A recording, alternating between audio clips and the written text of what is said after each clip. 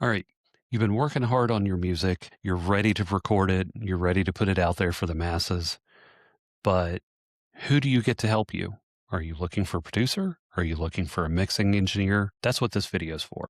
So earlier this week, Tyler from our Skool community from amateur to pro music asked for some advice around producing bands. He found himself in a new area of music. He's helping a new band out by co-writing and recording them. I'm not sure how credit and split sheets work. Also, not entirely sure what position producer really means. Any advice or direction would be greatly appreciated. We did get some advice here from uh, our buddy David Dominguez, highly awarded and acclaimed producer and mixing engineer. Producer means different things. It's a position that helps artists realize their vision.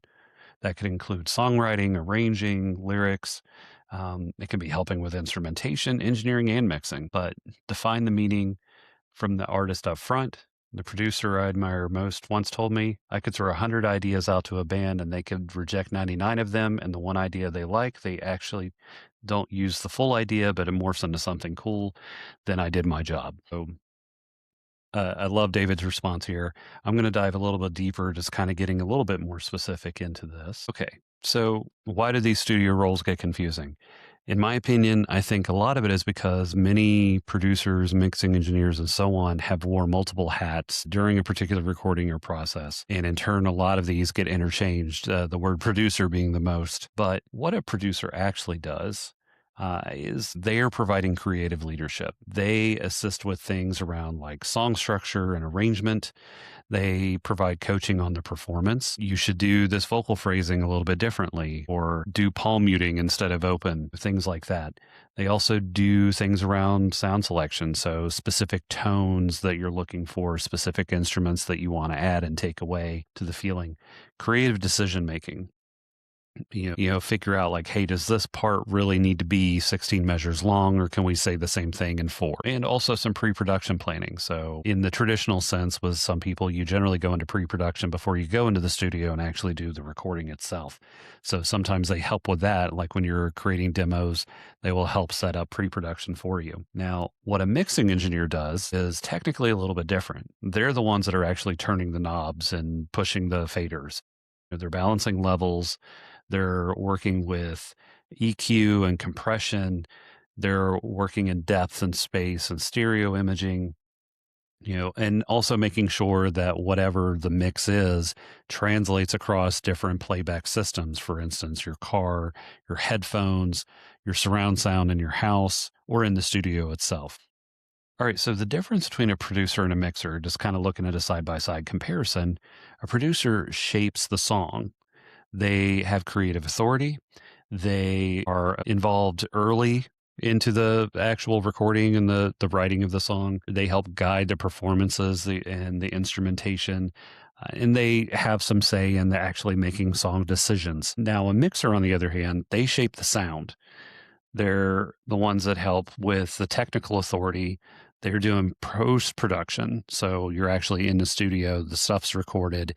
They're looking at it from a finished, a final product. They enhance the performances that has been put into place, and they execute sonic decisions.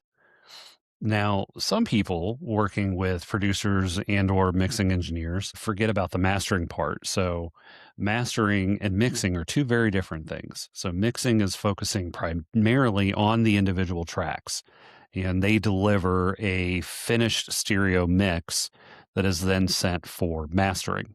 Now, mastering is working on the final stereo mix, and they focus on loudness, consistency, and the format that it's being delivered to. There's different mastering that's required for, say, a CD versus streaming services versus vinyl. Like, making sure you have the right mastering of your mix for that is very important depending upon those formats. Another aspect is when you're working on more than one song, Mastering is really focused on making sure that there's consistency within all the songs within the product. So that way, when you go in and you have your fan listening to your song, it could be really quiet and then all of a sudden jump and be really loud. I've, in my own case, like there's been times that when I create a playlist, the mastering on different songs from different artists are so completely different that it can almost be jarring or a little too quiet. That's where this comes into play. Also, you hear the term remastered. You'll see these albums that are reissued and remastered, and you notice that the album actually doesn't sound any different, but there is a different loudness and fullness to it, basically to update it on the current technology that's available. Now, what does this mean for credits and royalties? So, going back to what Tyler's question about split sheets, I'm going to go more into split sheets at a later video, but just kind of at a high level. So, producer credits, they often include songwriting credits and producer points. So, songwriting credit, whenever you write and record a song, that recording has two different aspects to it. There's the sound recording itself, and there's the composition. The sound recording is where you get your revenue. You also hear the term mechanical licenses. You get your revenue from streaming, from CDs and physical media and things like that. The composition is where you have copyright, you have PRO, performance rights organizations, actually owning part of the song. Producers will often get what they call producer points. So a part of that revenue that comes in for the song, you may work out a deal with that producer where they're getting a certain percentage of the revenue that comes in from the streaming, from the physical media. Now, when mixing and mastering, generally in those situations, it's a flat fee. You generally hire them for a certain number of songs or paying by the hour, whatever the case may be. And there really isn't anything related to the songwriting composition side of it that they have any access to. Now, one thing that you can do from a mixing and mastering standpoint is you can offer points on the mechanical licensing revenue as an incentive and also a negotiation for the price that you're paying for it. It's totally up to you. I'm a big fan of offering points to producers, mixing engineers, and mastering engineers, because if you're giving them something where there's the potential to receive residuals for something later on that they're not actively working on right now, they're more apt to provide the best possible service that they can for that product. Now, producers versus beatmakers. So beatmaker is a very common term that's come out and also gets interchanged with the term producer. Beatmakers are more popular in your pop, your R&B, your rap type of stuff. They are someone who basically they create beats. They write songs, they write instrumentation. They'll come up with a beat and they'll add their drums and the keyboards and guitars and all that stuff. They're basically the music writers for somebody. They focus on groove and vibe and the musical foundation. And again, in the end, they deliver beats or stems. A producer oversees the entire song. They're guiding the composition and the structure and vocals and so on. And so kind of looking at it, the beatmaker supplies some ingredients. The producer creates the whole meal. Now, as we said, sometimes people wear multiple hats. With the multiple hats, there's a couple things to keep in mind. When you go into it, it's always best to be upfront with expectations on what you're looking for and making that clear right from the start, making sure you're focusing on what is the function of the individual, what you ultimately want them to perform and do within a recording, and what you don't want them to do. What's the scope of their work? So when you're looking to hire somebody, you got to ask yourself, are you looking for a producer or beat maker? Is the mix included when you're working with these people?